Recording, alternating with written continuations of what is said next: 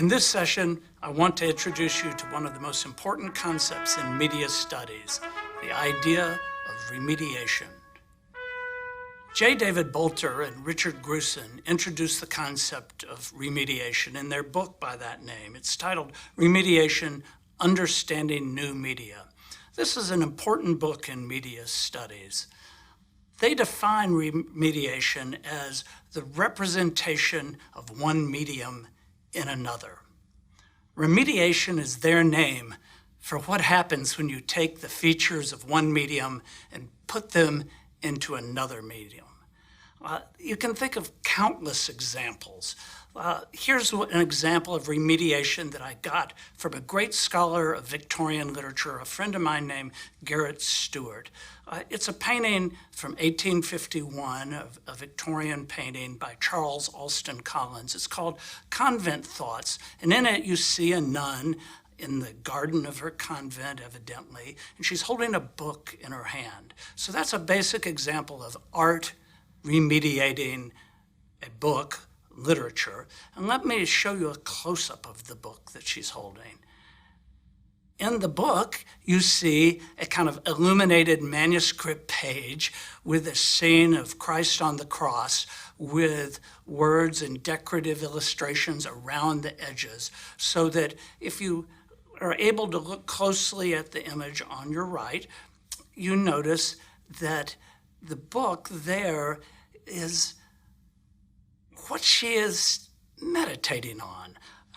One is to understand that her thoughts in the convent garden are thoughts of Christ. And then you look back on the left, you see the full picture of her in the garden, and you notice she's picking a white flower, a lily, traditionally a symbol of Christ, of purity, of virginity, of dedicating yourself to God.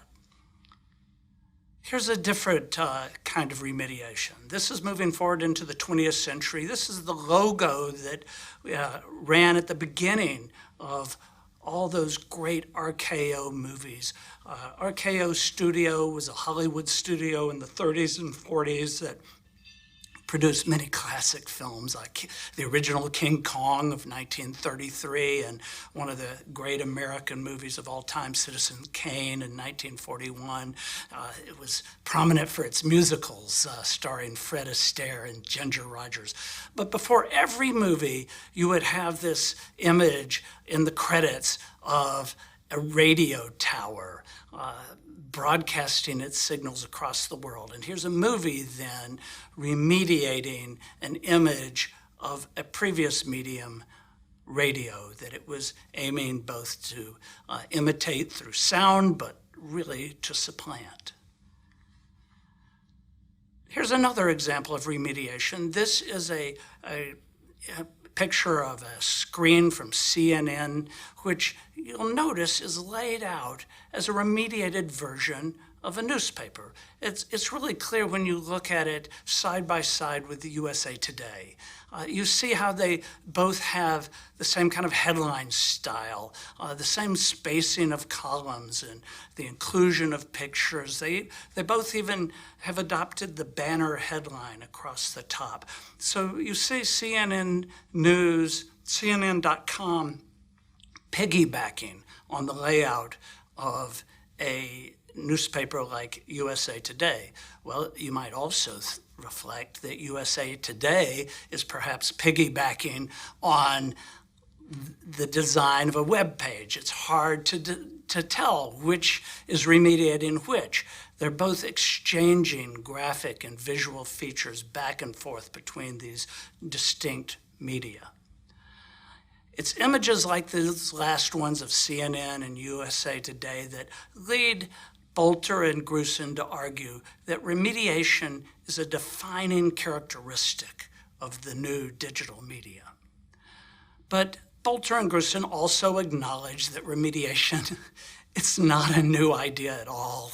It's been going on since art began, and I've already showed you several fairly old examples. Here's one much older, a medieval manuscript from 1220 that shows how the manuscripts, illuminated manuscripts, used to include images from the graphic images from art. Still earlier, Virgil, 5th century manuscript of Virgil with this great image of Virgil reading his poetry.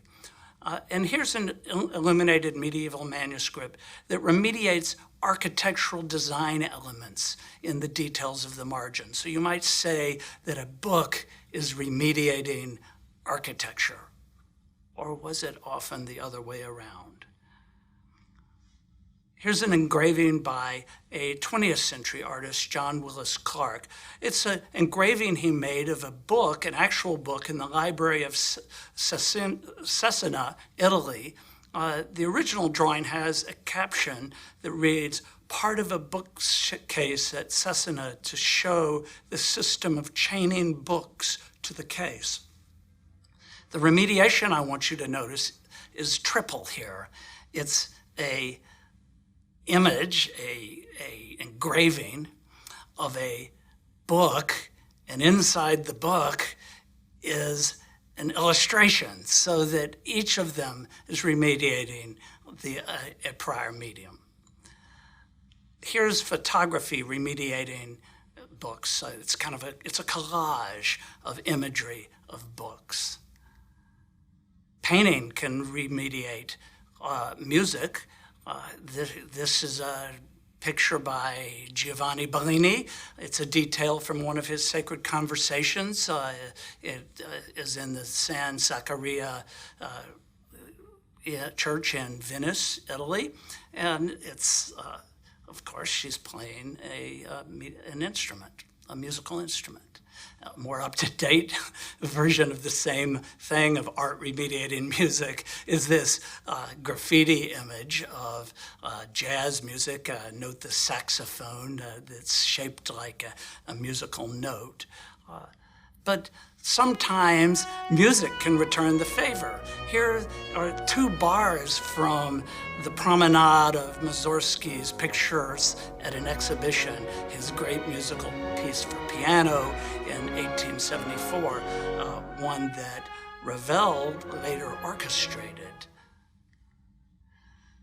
And this is an example of the way film remediates TV. The 1998 movie Pleasantville had 2 teenagers in it that are transported back in time, but not merely back in time, but into their own TV show. They're into a TV show from the 1950s called Pleasantville. And so they're actually sucked into a television. And film remediated TV and Network, really a classic movie from 1976, which showed the tribulations of network broadcast news. With all of these examples of remediation in front of you, how are we going to sort them out? How are we going to categorize them or make sense of what's going on when remediation occurs? Well, Bolter and Grusin want to classify 4 different types of remediation. The first type of remediation they speak of is remediation that is faithful and transparent to the previous medium. Think of all the movies you've seen of classic novels. And many a time you'll walk out of the theater and you'll say to yourself, boy, that was so perfect. They got it just right. Perhaps they were filming War and Peace, and they really nailed the characters, the setting, the atmosphere, the mood. Everything just seemed right, so much so that you felt like you were having a real transcription of the book. Well, that's just a simple attempt to translate the book into a movie. The next type they discuss is a remediation that seems to improve on the previous medium. Think about what high fidelity records did for recording industry. There was greater fidelity. The audio engineers were forever working to make their remediation of the live symphony orchestra into a more vibrant sound, or digital television, more vivid colors that brought to you so that you can see every detail. That's a kind of remediation that aims through technology simply to improve on the previous version. But a third classification of types of remediation might be a kind of aggressive mediation that refashions a prior medium. In this kind of remediation, there's often an element of critique. There's the implication that the new medium is framing the older medium in a way that makes you aware of its deficiencies. Perhaps it will suggest that the older medium was outdated, that the older medium was an old technology, that it was quaint. Think of movies where you've seen pictures of sepia-tone photographs. And it'll often be used to set a mood, to say of nostalgia sometimes, or of the good old days, but clearly focusing in on that sepia, that aged photographic technique is a way of aggressively remediating it. And the final categorization that Bolter and Grusin offer is what they call the absorbing and repurposing it. This is when a medium takes an older form and puts it wholesale into a new medium. You might think of online games in these terms. Online games often will take the story and completely absorb it and enter and give it to you in such a way that you lose sight entirely of the original story and are just caught up in, swept up in the new medium. We'll be talking about the process of remediation for the rest of our course. It's really one of the fundamental concepts that organizes the material we're going to be studying. It affects every aspect of our relationship to the transformation that occurs as we move across media from book to film to online game.